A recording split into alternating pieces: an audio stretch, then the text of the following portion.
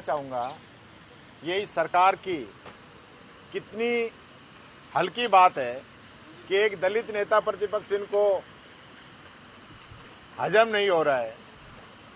मैंने आज तक कोई बात बिना तथ्यों के नहीं की है। मैं बीच में खड़ा हुआ हूं तो मेरा ये इस सदन के द्वारा दिया हुआ अधिकार है। मैं तो बड़ी मुश्किल से 3 या 4 जगह खड़ा होता हूं और पॉइंट टू पॉइंट पूछता हूं, उससे भी इनके पेट में दर्द है। ये तो आज मेरे से कहते मुख्यमंत्री जी कि आप मत पूछना, तो मैं तो नहीं पूछूंगा। यानी कि कोई इनसे पूछे ही नहीं। सारे एमएलए पहले सप्लीमेंट्री पूछते थे। सभी एमएलए को इंटरफेरेंस को खत्म करके पिछली बार सीपी जोशी जी ने ये नियम लागू किया।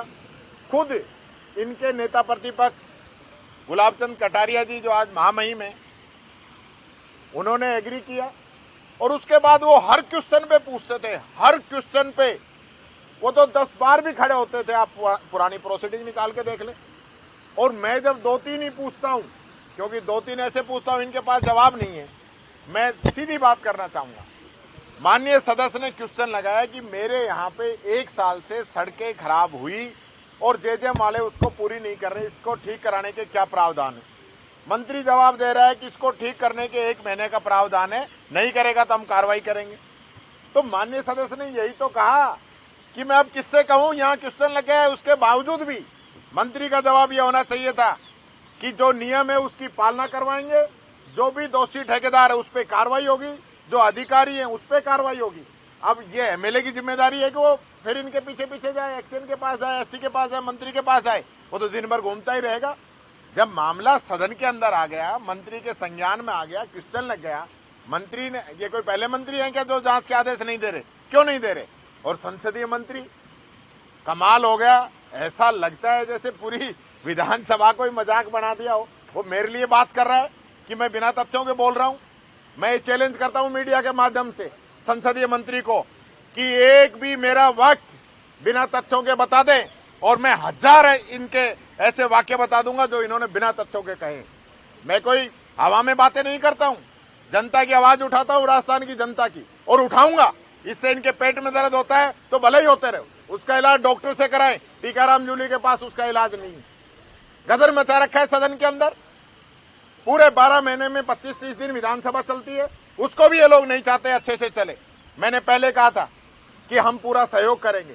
आज बताओ, हम क्वेश्चन लगा के, हमारा विधायक का क्वेश्चन, और उसका मंत्री जवाब नहीं दे, जांच नहीं कराए। मैं कहता हूं आपकी क्या साठगांठ है उस जेजेएम के ठेकेदार से कि आप उस पर कार्रवाई नहीं करना चाहते हो? आपने कांग्रेस पे आरोप लगाने में कोई कमी नहीं छोड़ी, जेजेएम घोटाला, जेजेएम घोटाला। तो अब क्या हो गया आपके? क्यों नहीं कर रहे हो कार्रवाई? किस लिए आप सत्ता के अंदर बैठे हो? अगर हमारे नाम पे घोटालों का नाम ले लेकर आप सत्ता के अंदर आए हैं तो उनकी जांच कराइए। ये क्या बात होगी? आज भी आप कह रहे हो घोटाले घोटाले घोटाले।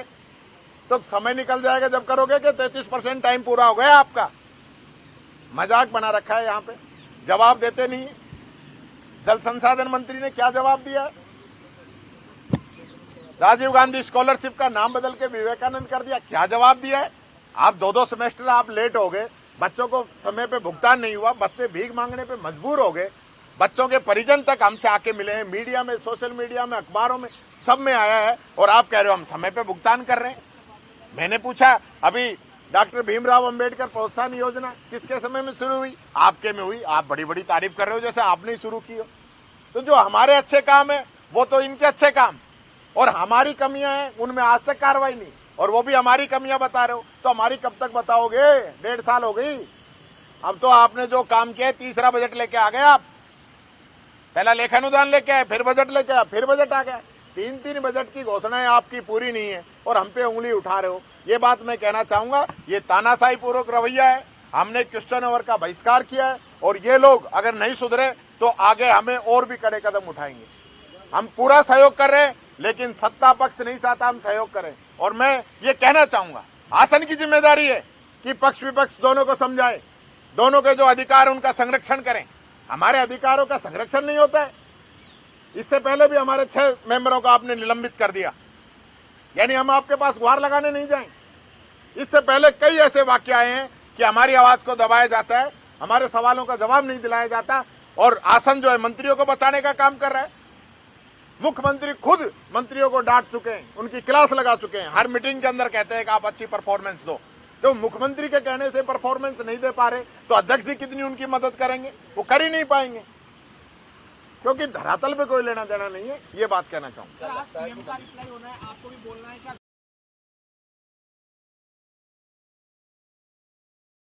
सीएम भी नहीं बोल पाए, आप भी नहीं बोल। देखिए, कुछ लोग, मैंने ये बात मुख्यमंत्री जी को भी कहनी है आज, कि सत्ता पक्ष के अंदर ही हैं जो ये नहीं चाहते मुख्यमंत्री अच्छे से बोलें। और पिछली बार के दोनों व्यवधान सत्ता पक्ष के द्वारा डाले गए थे, न कि विपक्ष के द्वारा। और मुख्यमंत्री जी हल्ले में जिस प्रकार से बोले, क्या मजाक बना दिया विधानसभा का। और ये लोग अब भी चाहते हैं, ये बात कल परसों आई तो कह रहे हैं कि अब वो तो पहले भी बोले थे, बोल लेंगे व्यवधान में, तो बोल लो भाई व्यवधान में। आप अगर व्यवधान में ही बुलाना चाहते हो मुख्यमंत्री जी का, या माजना बिगाड़ना चाहते हो, तो ये आप लोगों की मर्जी है सत्ता पक्ष की। सत्ता पक्ष अच्छे से बुलवाना चाहे, अच्छे से कोऑपरेट करे। अगर हमारा कोई गलत, हमारा कोई कृत्य है, हमारा कोई क्वेश्चन गलत हमने लगाया है, गलत तरीके से कोई हम बात कर रहे हैं, तो आप या मीडिया में बताइए ना कि हमारी क्या गलती है। इस प्रकार से आप भ्रामक बातें फैलाकर गुमराह करने का काम जो कर रहे हो, उससे काम चलने वाला नहीं है।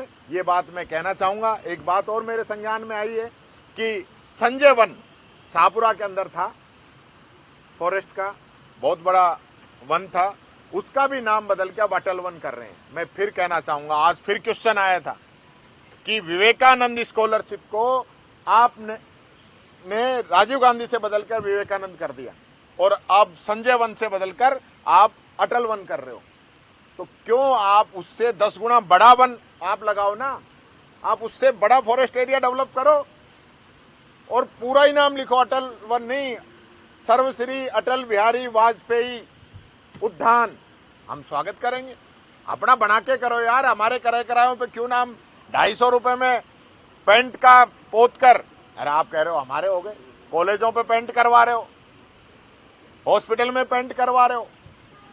ये आपकी हालत है, ये आपकी सच्चाई है, ये आपकी हकीकत है। आपका माइक भी बंद कर देगा क्या?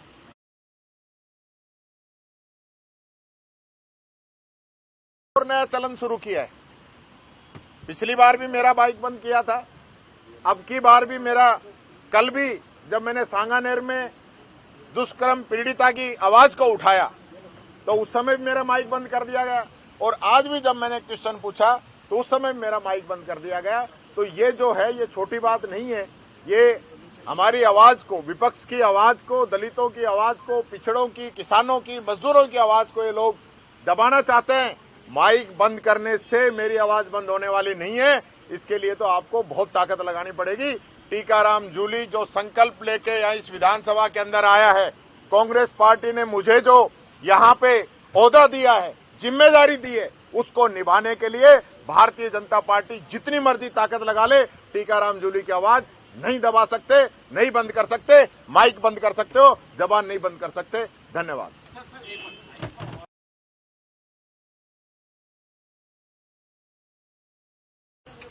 गांव की भाषा के अंदर जात बिगाड़ना कहते हैं। पिछली बार मैंने कहा था कि मुंबई सु आयो पावणो, पोल खोल दी सारी, और राइजिंग राजस्थान का जो आपने ड्रामा किया था, उस पे पौधी कारी स्याही। ये मैंने पिछली बार भी बताया था, आज भी बता रहा हूं कि ये जो आईफा अवार्ड का जो नाटक किया है ना, ये समझ में नहीं आ रही। इसमें आप राजस्थान की ब्रांडिंग कर रहे हो कि आईफा अवार्ड की ब्रांडिंग कर रहे हो, ये बात मेरी तो समझ में आई नहीं। इसकी पूरी बात मैं अभी विधानसभा के अंदर जैसे मुझे मौका मिलेगा मैं इसको रखूंगा। ये आईफा करके आप जो जनता की चर्चाओं से बचना चाह रहे हो ना, उसका जवाब आपको देना पड़ेगा। ये गंभीर विषय है कि सोनू निगम ने दोबारा इस बात को कहा है, और ये सही कहा है। उनको आने के लिए रोका गया है कि कहीं वो व्यक्ति आ जाएगा तो सच्चाई इनकी कह देगा। ट्वीट में ये लिखा है कि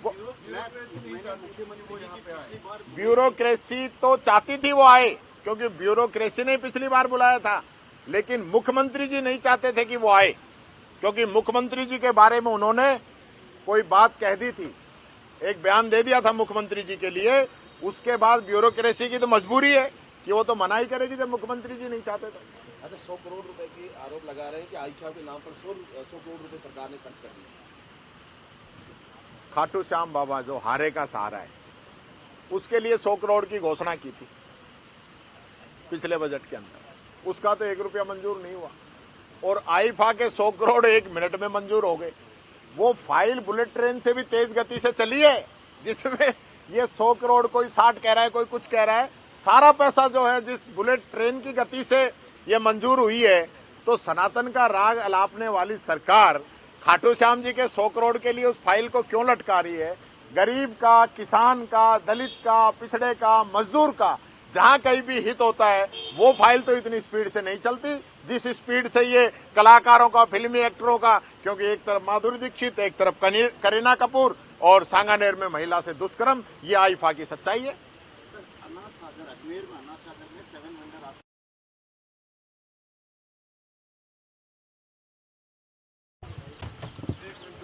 एक मिनट पैसा देखिए।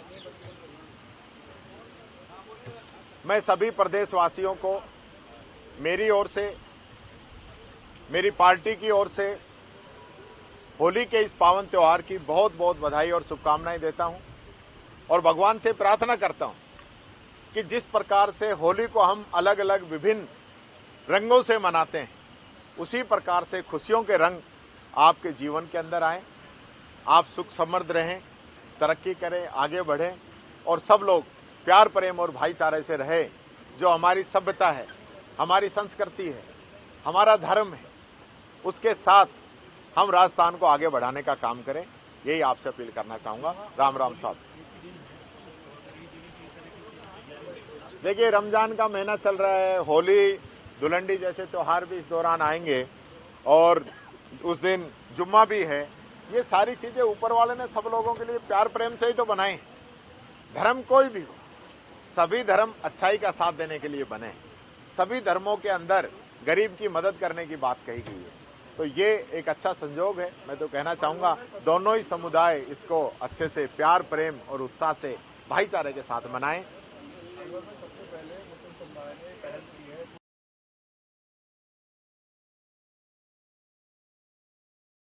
इतिहास रच चुका है कि जब सब्बे बारात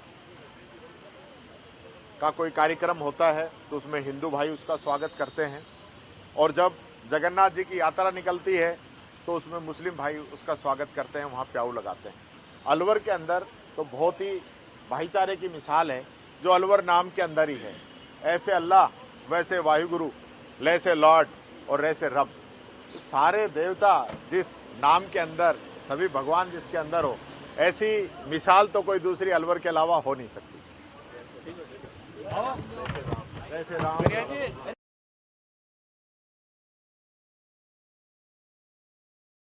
और बीकानेर विकास प्राधिकरण विधेयक पास हुआ, कानून पारित हुआ है, लेकिन 2 बार बहिर्गमन विपक्ष का कर सकते।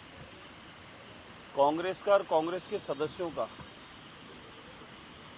ये स्वभाव है कि जब जब विकास की बात होगी, राजस्थान के डेवलपमेंट की बात होगी, वो उसका बहिष्कार करेंगे। जन चर्चा की गई है पहले, और जनता का पूर्णतः विश्वास लेकर जनप्रतिनिधियों से सबसे उनसे बात करके जहां जो आवश्यकता थी उन सबको उसमें केंद्र में रखकर और ये ऐतिहासिक कार्य की शुरुआत हुई। भरतपुर और बीकानेर के डेवलपमेंट के लिए ये बिल पास किया गया, और इससे भरतपुर और बीकानेर के लोगों को बड़ी प्रसन्नता है, और वहाँ का जो विकास होगा, डेवलपमेंट होगा, वहाँ के जो अछूते रहे अब तक, कॉलोनियाँ रही, गांव रहे, वो सब उसके दायरे में आके वहाँ का डेवलपमेंट अच्छा हो पाएगा। और बड़े शहरों की तर्ज पर हमारा भरतपुर और बीकानेर में भी हम लोग सुविधाएं पूर्णतः पहुँचा पाएंगे। तो ये तो ऐतिहासिक कदम है, स्वागत करना चाहिए। लेकिन विपक्ष का धर्म एक ही बनता है कि जब भी अच्छा काम हो उसके विरोध में खड़े हो जाओ। आप लगातार देखते आ रहे हैं कि भारतीय जनता पार्टी की जब सरकार बनी, सरकार बनने के बाद पहला बजट भी ऐतिहासिक आया, ऐतिहासिक डेवलपमेंट के कार्य प्रारंभ हुए और देवतुल्य जनता ने उसी का आशीर्वाद संपूर्ण भारतीय जनता पार्टी को और उप मुख्यमंत्री और मुख्यमंत्री के किए हुए कार्यों को सराहना करते हुए दिया और उपचुनाव में वही आशीर्वाद मिला। उसी आशीर्वाद को लेकर पुनः दूसरा बजट आया और उसमें भी बिना किसी भेदभाव के पूरे राजस्थान के डेवलपमेंट के लिए जो अति आवश्यक है उन कामों को प्रायोरिटी पर लेकर और सभी वर्गों का ध्यान रखते हुए उसका बजट आया। अब आज बीकानेर और भरतपुर के लिए ऐतिहासिक दिवस है।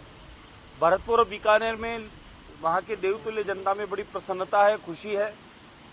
देख रहे हैं हम लोग सोशल मीडिया के माध्यम से, आप मीडिया के माध्यम से कि वहाँ के लोग बहुत खुश हुए इस बात से कि अब हमारा डेवलपमेंट के लिए जो हमारी मांग थी उस मांग को कांग्रेस काल में सुना नहीं जा रहा था, क्योंकि कांग्रेस की सरकार 5 साल थी भी कहाँ और वहाँ के प्रतिनिधि घोटालों में पस्त थे, होटलों में मस्त थे।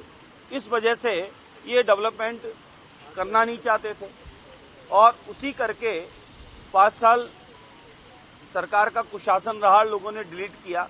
अब सुशासन आया है और आदरणीय मुख्यमंत्री भजनलाल शर्मा साहब और वित्त मंत्री दिया कुमारी जी और हमारे यूडीएच मंत्री आदरणीय खर्रा साहब, इन सब ने इन बातों को विचार रखते हुए कि इन शहरों को भी अब विकास की ओर गति देनी है, उसके लिए आज ये बिल पारित हुए हैं और पूर्णतः जनता का इसमें पूरा सहयोग और राय लेकर ये काम हुआ है।